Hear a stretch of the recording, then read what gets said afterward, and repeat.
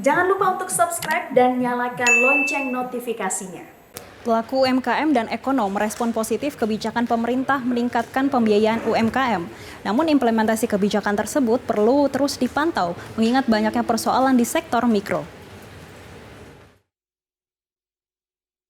Pemerintah akan menaikkan besaran plafon kredit usaha rakyat KUR tanpa jaminan menjadi 100 juta rupiah yang sebelumnya hanya 50 juta rupiah.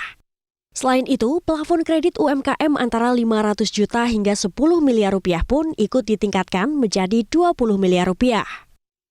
Pemerintah berharap dengan menaikkan plafon kredit UMKM, porsi pembiayaan UMKM di perbankan dapat mencapai 30% pada tahun 2024, di mana saat ini berada di level 18 hingga 20%. Selain itu, pemerintah juga akan menetapkan suku bunga KUR di kisaran 6%. Kebijakan pemerintah ini direspon positif oleh Asosiasi UMKM Indonesia, Akumindo. Menurut Ketua Umum Akumindo, Ihsan Ingratubun, saat ini UMKM sudah mulai bangkit sejalan dengan pemulihan ekonomi. Menurutnya, selama pandemi COVID-19 ada 30 juta pelaku UMKM kolaps dan 5 juta diantaranya mulai kembali bangkit. Dengan kebijakan tersebut, dinilai dapat mempercepat pemulihan UMKM yang selama ini menjadi tulang punggung perekonomian Indonesia. Namun, Ihsan juga meminta pemerintah yang memperhatikan akses pasar bagi pelaku UMKM. Pasalnya, minimnya akses pasar inilah yang menyebabkan UMKM belum mendapatkan permintaan yang tinggi.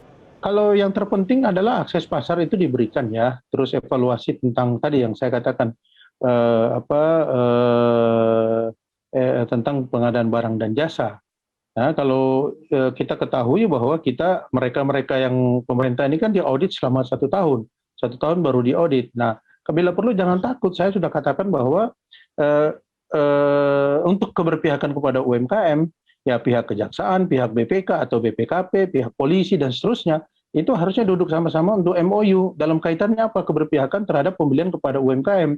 Jadi apa? Dinas-dinas itu nggak takut lagi tentang pembelian kepada UMKM, walaupun kualitasnya agak kurang dikit, tetap dibeli. Merespon kebijakan pembiayaan UMKM, Direktur Eksekutif KOR Indonesia Muhammad Faisal menyebut kebijakan ini akan menjadi daya tarik untuk meningkatkan pembiayaan pada UMKM.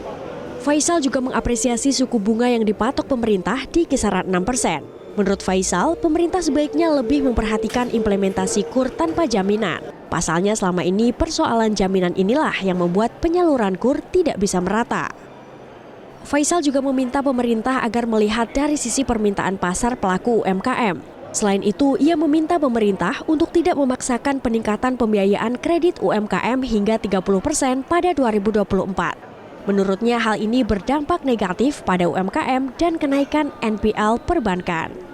Masalah implementasinya yang memang harus diperhatikan baik-baik secara lebih detail dari sisi kecepatannya, dari sisi sebarannya, ya. Ini bahwa apakah sudah bisa mengantisipasi hal-hal teknis yang harus dilakukan ya untuk supaya ini betul-betul efektif dijalankan nantinya. Jadi bahwa tidak ada lagi keluhan misalnya sudah ada misalkan KUR tanpa jaminan, tapi pada kenyataannya tetap saja ada diminta misalkan jaminan gitu ya, karena misalkan ada hal-hal yang belum siap, ada persiapan yang belum matang.